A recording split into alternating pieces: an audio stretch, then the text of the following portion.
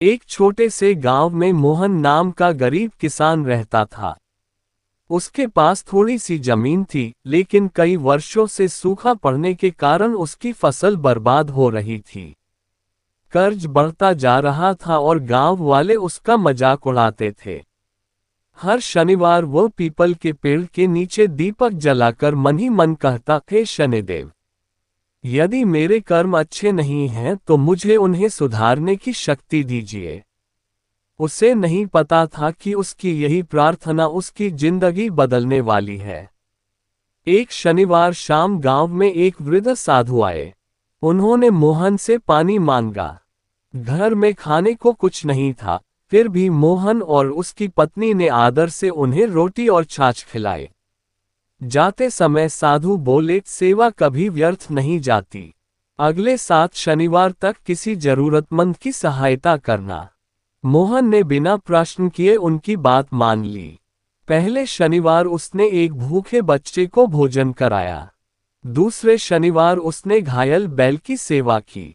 तीसरे शनिवार उसने अपने उधार का पैसा वापस मांगने आए व्यक्ति को विनम्रता से समझाया और झगड़ा नहीं किया।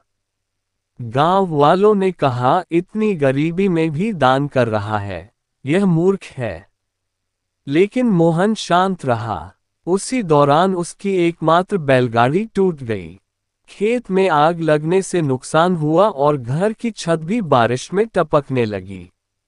लोग बोले, देखा, शनिदेव नाराज हैं। मोहन ने उत्तर दिया, शायद यह मेरे धैर्य की परीक्षा है। एक दिन खेत में हल चलाते समय उसे मिट्टी के अंदर तांबे का पुराना घड़ा मिला। घड़ा खोलने पर उसमें सोने के सिक्के चमक रहे थे। पत्नी ने कहा, इसे घर ले चलते हैं। मोहन बोला, पहले पूरे गांव में पूछेंगे कि यह किसका है। 3 दिन तक घोषणा हुई, लेकिन कोई मालिक नहीं मिला। आखिर बात राजा तक पहुंची। राजा ने मोहन की ईमानदारी देखकर कहा, जो व्यक्ति लालच छोड़ सकता है, वही इस धन का सच्चा अधिकारी है। राजा ने आधा धन राजकोष में जमा कराया और आधा मोहन को पुरस्कार स्वरूप दे दिया। धन मिलने के बाद भी मोहन नहीं बदला। उसने गांव में कुआं खुदवाया, गरीब बच्चों की पढ़ाई का प्रबंध किया और हर शनिवार जरूरतमंदों को भोजन कराने लगा। धीरे धीरे गांव में समृद्धि आने लगी। एक धनी व्यापारी को मोहन की प्रतिष्ठा पसंद नहीं आई। उसने झूठी अफवाह फैलाई कि मोहन ने चोरी का धन छिपाया है। जांच हुई, लेकिन सभी दस्तावेज और गवाह मोहन की सच्चाई बताते थे। व्यापारी की चाल उल्टी पड़ गई। उस रात मोहन ने स्वप्न देखा। एक दिव्य स्वर बोला, सच्चे कर्म, धैर्य और न्याय का साथ देने वाले व्यक्ति से मैं कभी दूर नहीं रहता। सुबह उठकर उसने पहले से भी अधिक विनम्र जीवन जीने का निश्चय किया।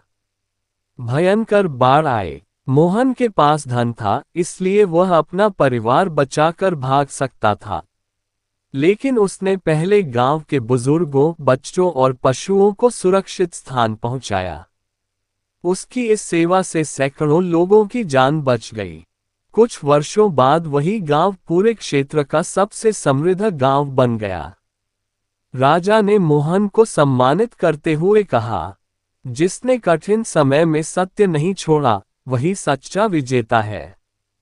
मोहन मुस्कुराकर बोला, ये सब ईमानदारी, परिश्रम और प्रभु पर विश्वास का फल है। कठिन समय में धैर्य बनाए रखें।